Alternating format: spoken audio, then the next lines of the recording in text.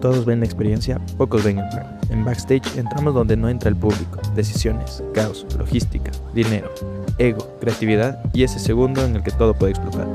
Conversaciones reales con quienes convierten una idea en algo que se siente. Esto es Clapsy Backstage. ¿Qué tan importante es para ti, Leandro, hacer comunidad y hacer relaciones? El networking es sumamente importante hoy en día. Realmente yo he llegado a estar donde estoy gracias al networking, gracias a las relaciones, gracias a los contactos. Y esto va para todos. O sea, por más buen estudiante que seas de la universidad, en la maestría, por más que seas disciplinado en el trabajo, si no tienes contactos no llegas a ningún lado. Si no te das a conocer no llegas a ningún lado. La disciplina es la mente entrenada que controla tu vida. Es muy importante tener disciplina, pero los contactos es la clave del éxito. Realmente sin contactos no llegas a ningún lado. Dentro de las experiencias y de todo lo que haces en el sur, ¿cuánto de lo que pones en juego es arriesgar y cuánto de lo que pones en juego es, perdón, ver una oportunidad? Muy buena pregunta. Realmente yo le veo una oportunidad siempre el 100%. Ya. Por eso me arriesgo, porque le veo la oportunidad. Pero hay diferentes niveles de riesgos, ¿no? En cuanto se refiere a recursos, hay niveles de riesgos mucho más grandes. Si tú quieres un impacto más grande, el nivel de riesgo es mucho más alto. Te hablaría de un 90%, 80%. Pero si es un evento más pequeño, el nivel de impacto es menor en cuanto a recursos y ya bajaría un 30-35%. Pero la oportunidad, cuando tú te arriesgas, es porque tú estás convencido de que tienes un 100% de oportunidad de triunfar en lo que estás haciendo. ¿Cómo haces para que un restaurante se convierta en historia, ¿no? Que pase de ser un restaurante parrillero a ser un ícono, como es el sur. Una institución. Les digo, ya somos una institución, somos un referente en el mercado. Realmente son los años, Yeah. ¿no? El innovar, en el ser creativos, el no copiar a nadie, sino ser originales y auténticos. Eso te va marcando en el tiempo, la gente te va reconociendo, te va recomendando y obviamente te conviertes obviamente en ser un referente, en que la gente, claro, ahora el restaurante sur pasa full constantemente, todos los días, no tienes dónde parquear, pero la gente es feliz, la gente va. Pero a pesar de eso, ya que tenemos 19 años, no nos quedamos en el tiempo. Hay muchos restaurantes que se quedaron en el tiempo y por eso bajaron sus ventas al 50%.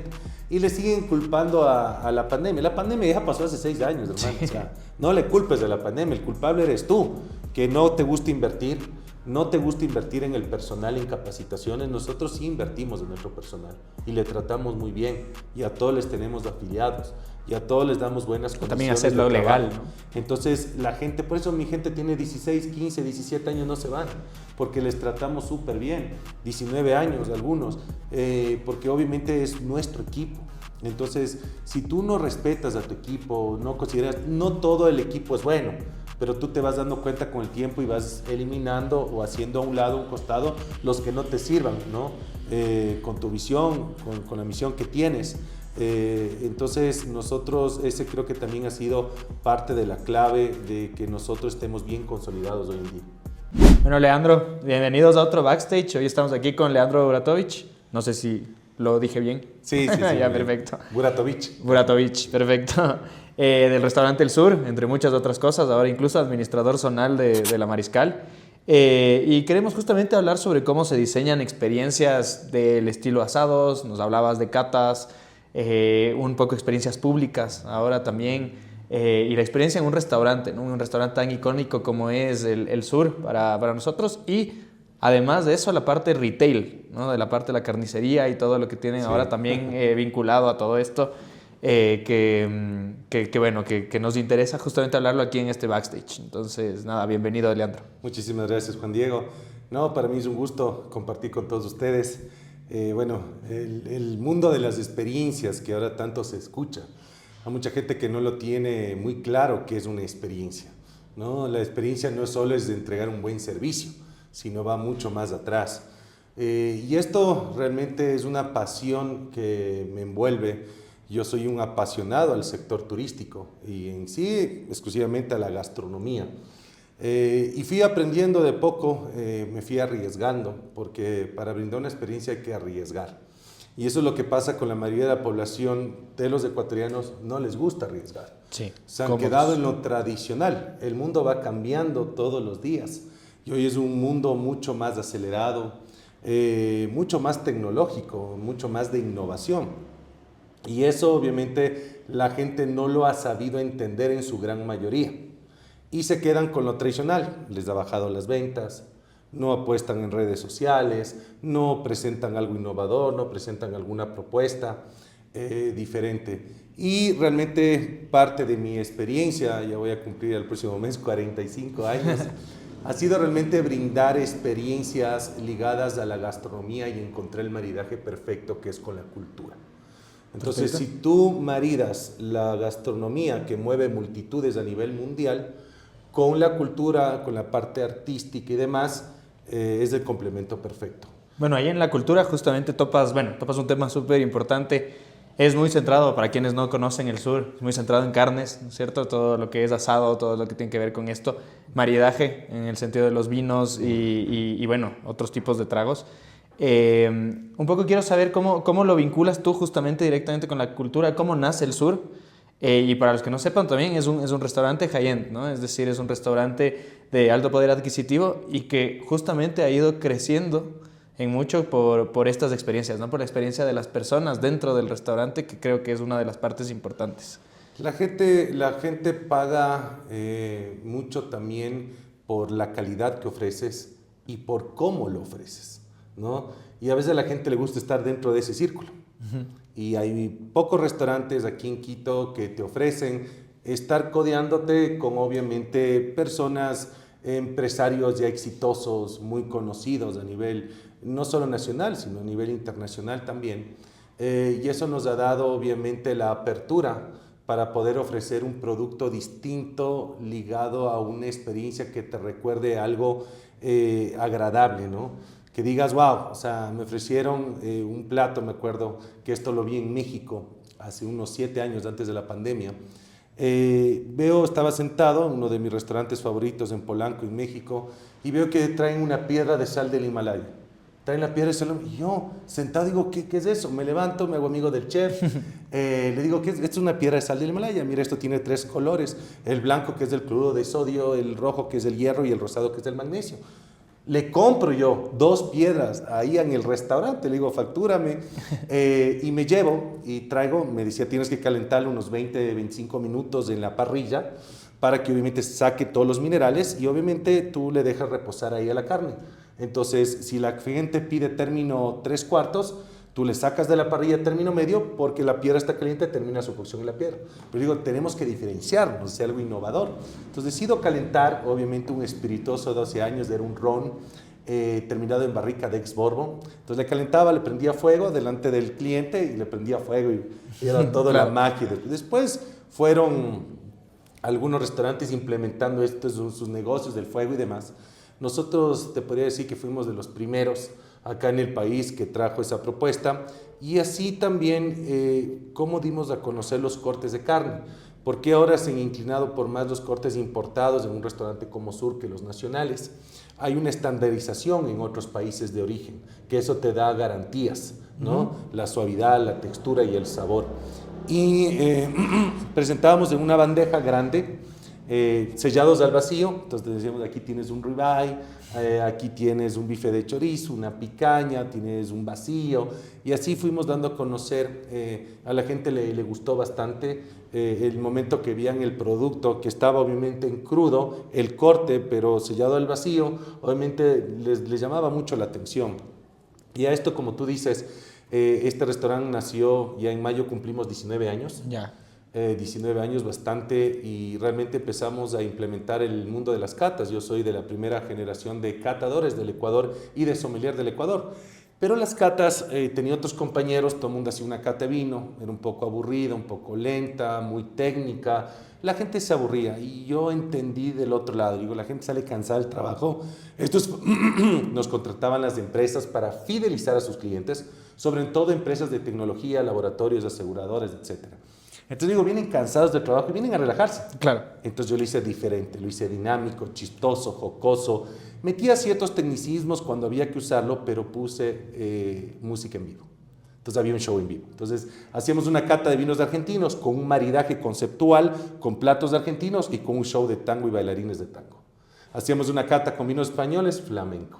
La cata de aguardiente colombiano, vallenatos. La cata de tequila, mariachis. ¿Me entiendes? Claro, es la vinculación que decías con la cultura, ¿no? Y esa es la parte cultural. No necesariamente una parte cultural, obviamente, arraigada al Ecuador 100%, sino internacional. Aquí realmente el mundo gastronómico en nuestro país creció gracias también a un buen número de extranjeros que vinieron al papá. Mis padres son extranjeros y fundaron uno de los mejores restaurantes de este país, como muchos que vinieron italianos, alemanes, europeos y demás, y también contribuyeron a mejorar los estándares de calidad y a mejorar los procesos. Y eso nos ayudó mucho en la gastronomía a fortalecer. Independientemente que tenemos un país que es rico, no solo en horas de sol, sino que es rico obviamente en la diversidad que tiene de productos. Insumos, ¿no? Y insumos que tienes 365 días del año, y que eso es lo que nos envidian los del hemisferio sur y los del hemisferio norte, Claro. porque cuando llega el invierno son 4 meses cerrados, no hay nada, ¿me entiendes? Entonces, Y es lo que te permite además tener comida de Asia o comida de Europa o comida de Latinoamérica, todo en un mismo lugar siempre, todo en ¿no? un mismo lugar por estar privilegiados por el lugar de donde ocupa el Ecuador en el mundo. Entonces, eso lo hace muy interesante, tenemos productos frescos y al ser un país también pequeño, obviamente no tienen que el transporte que viene de la playa acá transcurrir horas o tal vez días, sino que en un par de horas ya estás aquí en la capital. Y eso lo hace muy interesante. Entonces, decidimos mezclar estas culturas y demás y empezamos a trabajar bastante en este tema. Y tuvo bastante pegue realmente, la gente nos visitaba no solo de Quito sino de otras provincias, lo hacían con tiempo. Hay un tema que a veces me pongo a pensar y muchos me han preguntado, ¿y por qué no lo mantienes todas las semanas de estos eventos? Hoy en día ya no hacemos catas abiertas al público, la verdad, lo hacemos obviamente bajo alguna empresa privada, es un evento privado 100%. Porque llenábamos, a pesar de que llenamos, solemos hacer de vez en cuando un par de catas de vino, que ahora lo hace mi hermano, que también es sommelier, pero la gente deja todo para el último.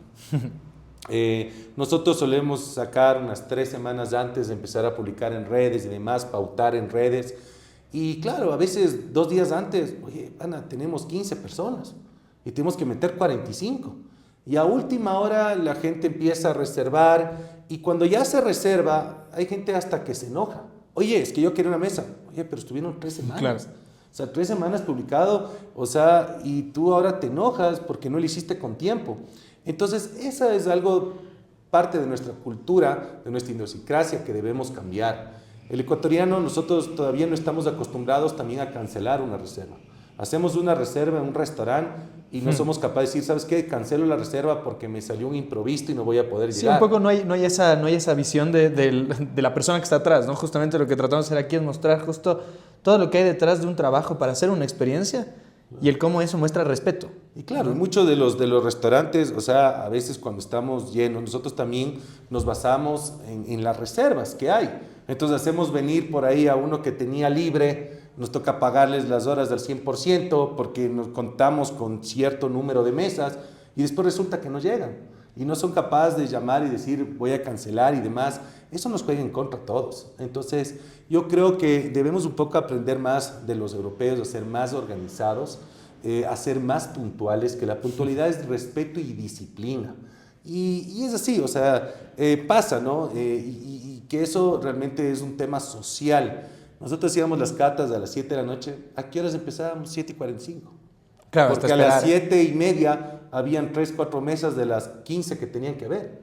Y claro, y la gente que llegaba puntual es, oye, yo llegué puntual. Claro, pero un tema cultural terminas penalizando a las personas que están haciendo bien las cosas. Sí, y empezábamos 7:45 y estaba mal, pero claro, necesitamos tener más aforo, más gente, pero eso pasa hasta el día de ahora, no se respeta y lo increíble es que todo el mundo le echa la culpa a la movilización, al tráfico. Yo no sé si sea, pero cuando uno hace una reunión por Zoom, todo el mundo está puntual. Ya, puede ser, pero la verdad es que el tráfico existe igual en todo el mundo. En ¿no? todo O el sea, mundo, no- tienes que salir antes, Sí. es lo lógico. Uno- O sea, si sabes que hay tráfico, sal antes. O sea, Sí. en Bogotá también hay tráfico y nadie está poniendo pretextos. Pero es importante eso empezar a cambiar y empezar a cambiar a través del diálogo, de estos podcasts, obviamente para que sean escuchados, es muy importante, ¿no? Sí, es un poco lo que nosotros dentro de Clubs, y bueno, ya te contamos antes de grabar de qué se trata, pero justamente lo que tratamos también como parte de esto es el buscar la fórmula de que las personas se comprometan a ir a las experiencias que contratan.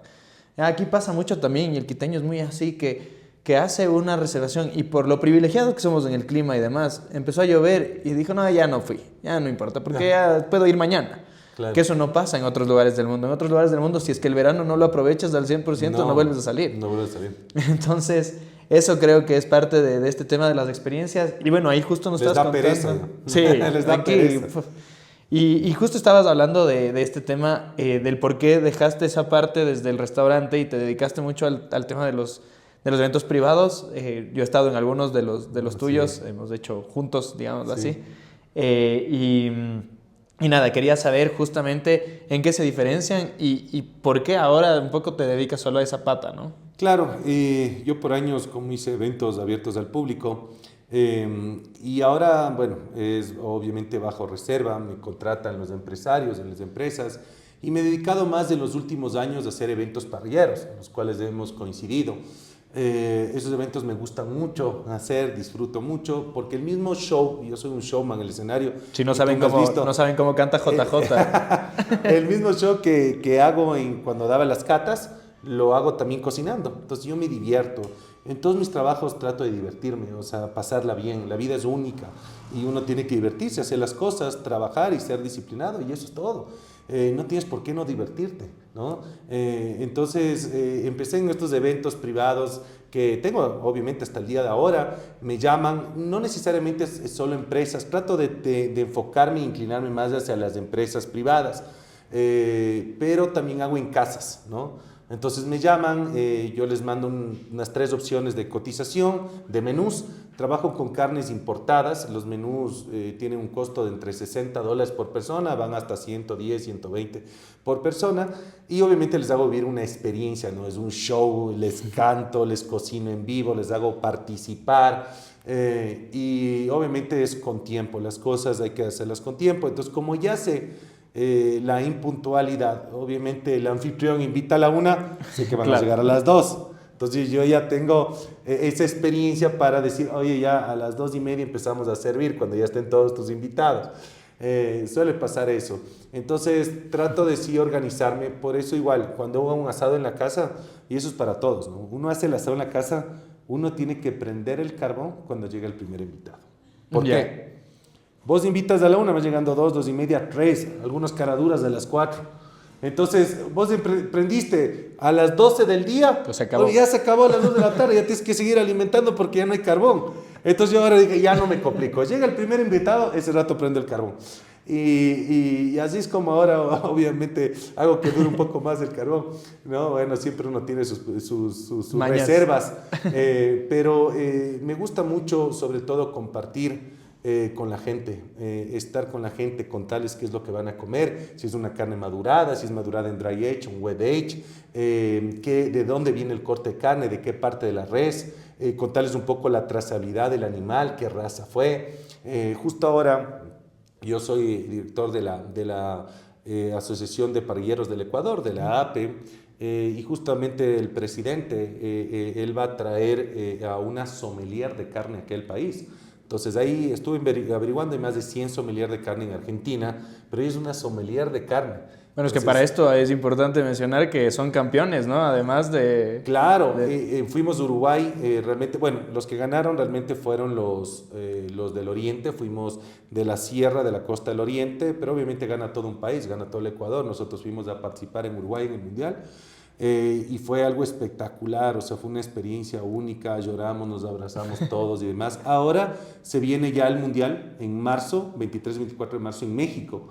Es del Mundial cada 2 años del Mundial, de la Confederación Panamericana de Asadores, porque hay 2 grupos, la Confederación Panamericana de Asadores y la World Barbecue Association, que esa es más antigua, está en los 5 continentes, la una es solo América. Entonces es algo grandioso porque el mundo del asado ha crecido bastante. ¿Y qué fue lo que hicimos? Ahora que estoy en la parte pública, como administrador zonal, yo ya tenía alguna experiencia haciendo y organizando eventos también grandes y masivos. Decidimos proponer este tipo de eventos como el Chuy Asado, que se dice aquí en el Mariscal, donde vinieron 15,000 personas, ¿no? $105,000 se facturó ese día en el barrio. Hicimos la Cangrejada Fest, no solo como administración zonal, sino como toda corporación del municipio. Tú cuando dices fue que municipio de Quito. Cuando dices que se facturó eso, ¿es contando todo lo que se mueve alrededor del evento no solo, o dentro? No solo dentro del evento, los stand de parrilla que hay en el evento, de los restaurantes, que eran más de 30 restaurantes y 20 emprendedores, sino alrededor de todo el barrio. Es que se reactiva todo el barrio, claro. Se reactiva todo el comercio, desde los parqueaderos, las gasolineras, las tiendas, todo se reactiva. Eso es lo impresionante de las experiencias, ¿no? Y también ahí es un tema dentro de Club, si lo vemos como la parte también social del proyecto, en el sentido de que cuando tú tienes experiencias, reactivas urbanamente una ciudad, eso genera seguridad, ¿no? Porque un lugar activo, un lugar donde hay gente en la calle, un lugar donde se ve luz, donde se ve... sí, en general, toda esta cosa viva genera que haya seguridad. Y además de eso, todo el dinamismo, ¿no?, generado alrededor, eso también tiene que ver con que lo que tú decías, así como uno se prepara en un restaurante cuando viene una reserva de 8 mesas, tú te preparas en un restaurante cuando sabes que alrededor tuyo van a pasar cosas, ¿no? Claro. Así pasó en Shakira, así pasa cuando va alguien a algún teatro y los restaurantes que están cerca. Entonces todo eso es lo que genera también una dinámica económica súper importante, y creo que ahora desde el lado público se hacen muchos de estos eventos y necesitan esa visualización también, ¿no? De poder llegar a los bolsillos de quienes están alrededor. Sí, totalmente, ¿no? Y realmente hubo gente que me decía, no regreso a los 15 años de la Mariscal. Yo creo que todos, al menos los de mi edad y otros más grandes que yo, pasaron aquí la época de fiestas y de farra, era lo mejor. O sea, yo pasé increíble, o sea, venir a La Folla era lo máximo. Yo hace 7 años, yo hace 7 años vine acá a pasar, yo soy del 6 de diciembre, nacido en Fiestas de Quito. En Fiestas de Quito, justo. Entonces yo vine a pasar hace 7 años aquí mi cumpleaños, me acuerdo clarito, con mis amigos recién de 18 años, así, y increíble. Sí. Y en verdad no había vuelto, y bueno, ahora estamos aquí y sé que está haciendo un excelente trabajo justo para rehabilitar. Sí, ¿no? sí, totalmente, con todo un equipo obviamente que hay aquí, y es una propuesta también del alcalde Pavel Muñoz, justamente recuperar, reactivar, ¿no?, este sector que es muy querido, y yo creo que es uno de los barrios más lindos que tiene Quito. La Mariscal, sin duda, tiene lugares patrimoniales, tienes del mercado artesanal, tienes del patio de comedias, tienes la floresta, toda esa gama gastronómica que hay ahí, la propuesta gastronómica, cuentas con el mercado Santa Clara, todo eso es la Mariscal, ¿no? El arco de la Circasiana, más de 220 casas patrimoniales. Es algo fantástico, y tienes la Plaza Foch, que es icónica. O sea, ¿quién no conoce la Plaza Foch? Y ahora tienes el Centro de Innovación, el IQ, en el Parque Gabriela Mistral, la Plaza Gabriela Mistral. Entonces, es un barrio muy completo, muy verde, de gente que quiere mucho al barrio. O sea, a mí me ha impresionado estos un poquito más de 6 meses que llevo aquí, la gente cómo quiere el barrio. O sea, es gente que empezó en este barrio, que sus antepasados europeos llegaron a este barrio, porque no nos olvidemos que la Mariscal, obviamente, empezaron a llegar europeos en la época de la Segunda Guerra Mundial y radicaron aquí. Era conocido como el gueto de los judíos y demás. Y ellos aquí abrieron, por ejemplo, esta empresa química. ¿Cómo es? Química, la de la ropa que mandas a lavar. ¿Martinizing? No, la química. La química, tal cual. La química, sí. La química, entre otros, panaderías, la Mariscal, el Cine Fénix, había la Fuente de Soda, bares y discotecas, era espectacular. Este barrio fue fundado obviamente en 1922, después de los 100 años de la conmemoración de la batalla de Pichincha, y fue el primer barrio en que empezó a migrar la gente del centro histórico del casco colonial hacia el norte, porque el sur ya existía. No, de hecho, solo hay dos barrios que son considerados turísticos, ¿no? O sea, son centros turísticos, desde el centro histórico y la Mariscal. Y la Mariscal, esta es una zonal turística. Eso. Entonces, lo interesante de esto es que le llamaron, tuvo un concepto de ciudad-jardín, porque fueron los primeros palacetes, esas casas en forma de castillo, con jardines grandes, donde vivieron expresidentes. Aquí salió el primer alcalde elegido popularmente por el pueblo, Gijón Camaño, entre otros pensadores, científicos y filósofos que llegaron al barrio. Por esto este es un crisol cultural. Y por eso no se debe perder. Entonces, ¿qué es lo que se está haciendo ahora desde el lado del municipio de Quito? Es crecer en una forma ordenada, ¿no? Entonces, la Amazonas es una suerte de outlets, ¿no? El Centro de Innovación aquí abajo de la Plaza Follen, en la Plaza Gabriela Mistral. Bueno, el Centro de Innovación tiene que ver con nuevas ideas, ¿no? de negocio, justamente. Te van a guiar cómo hacer tu modelo de negocio, cómo registrar una marca, va a haber un laboratorio gastronómico, y todo es gratuito para la ciudad, para la comunidad. Hay un capital semilla, te pueden hacer el match con inversionistas si tu propuesta es interesante, todo lo que tenga que ver con innovación, ¿no? Y tiene que ver también con este hub de networking, ¿no? Que también es algo que tiene, o sea, que es lo que hablábamos dentro del tema de experiencial, el tener estos lugares en los que te permiten no solo tener, porque hablamos de experiencias gastronómicas, de experiencias nocturnas y demás, pero también hay experiencias de negocios, hay experiencias de familiares, ¿no? Que es como las que hacen incluso con el municipio, y todo eso un poco lo que entiendo que tratan es de buscar esa dinámica en la que hay un mix. Un mix. No, en todo lugar no necesariamente tiene que ser dentro del sector turístico, en otro tipo de industrias, tiene que haber una experiencia, ¿no? Una experiencia interesante, y eso es algo que sí deberíamos también aprender de los colombianos. Yo realmente me conozco casi todos los países de Latinoamérica, Centroamérica y demás, y realmente en Colombia es otra cosa. O sea, el colombiano siempre está predispuesto a colaborar.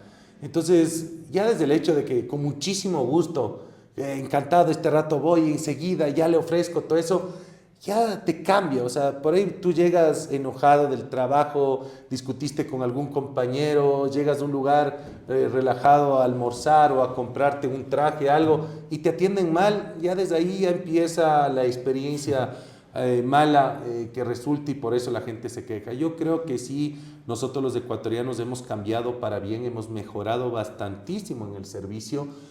Ahora vas a muchos lugares donde te da un servicio extraordinario, espectacular. Las propuestas de innovación gastronómicas de aquí son increíbles. Tenemos aquí a grandes profesionales, porque muchos de ellos estudiaron afuera también, aprendieron obviamente de otras culturas y todo lo plasmaron aquí y revolucionaron el mundo. El tema es que tenemos que unirnos, trabajar más en conjunto, dejar a un lado la envidia, ser más empáticos entre nosotros, ser más solidarios y tener una sola línea, y en base a eso seguir adelante. Y eso es lo que lo hemos hecho con el gremio de restaurantes de Pichincha, con Agrepi, con Captur, con algunos gremios en los que hemos trabajado y participado de una manera activa, es unir a la gente. O sea, somos todos ecuatorianos, somos todos hermanos, y tenemos que dejar las diferencias políticas a un lado y todos tener un norte y trabajar en base a ese norte. Lo que hizo Perú. Sí, un poco amar tu ciudad, ¿no? Es justamente este amor a la ciudad el que tiene que primar sobre todas las cosas y hacer que las cosas pasen, que creo que es justamente una de las razones también por las que estás dentro de la Mariscal, ¿no? Es por ese cariño a la ciudad y ese cariño ese amor y ese trabajo que uno hace día a día y que lo viene haciendo hace muchos años, es filantropía. O sea, realmente nosotros lo hacemos sin ningún interés alguno.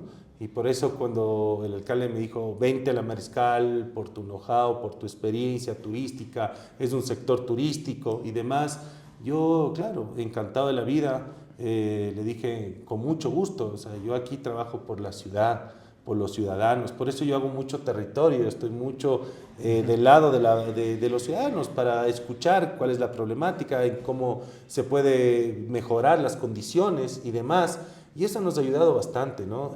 No estar atrás de un escritorio respondiendo oficios, ¿no? O sea, tú tienes que estar gobernando en las calles, o sea, con la gente, escuchando, ¿no? Eso es muy importante. Entonces, de esa manera nosotros estamos trabajando, nos ha ido bastante bien. La gente ahora ya nos conoce, nos saluda cariñosamente. Bueno, puede ser un arma de doble filo. O Claro, te quieren claro. o te quieren pedir algo. Pero bueno, y eso ya para ir acabando, Leandro, y saliendo ahora de esa parte también municipal y demás, ¿qué viene justamente en esto de las experiencias, ¿no? Con el Sur viene el Mundial, van a volver a participar con los asadores, bueno, no el Mundial, sino El Mundial de Asadores desde en marzo. En marzo, sí, entonces el Mundial van a volver a participar, ¿qué experiencias van a volver a hacer las experiencias en el Sur? Bueno, ahí contarnos un poco Sí, bueno, vamos a está hacer ahí. experiencias en el restaurante Sur, vamos a ir con las catas de vino, que bueno, está a cargo ahora mi hermano Daniel. En Sur Carnicería, también nosotros hacemos eventos, asados también para la gente que quiere compartir con los amigos, ¿no? Entonces nosotros nos encargamos de todo, llevamos el menaje, nos hacemos cargo de todo. Y se vienen más experiencias, se vienen experiencias interesantes, no solo en los restaurantes, sino también en la Mariscal. Una, y rápido con esto corto, viene Regresa al Tontódromo. Así le conocían esto, había un hotel donde todos los quiteños se daban la vuelta. Regresa al Tontódromo, desfile de autos clásicos, va a haber un festival de verde. Ah, excelente. Y vamos a elegir a la reina de la Mariscal. Muy bien, Así muy que bien. vengan a la Mariscal, asistan a los negocios y reactivemos todo Quito. Perfecto. Mil gracias, Leandro. No, encantado. Gracias por tu tiempo y todo. No, es un gusto. Mira. Gracias.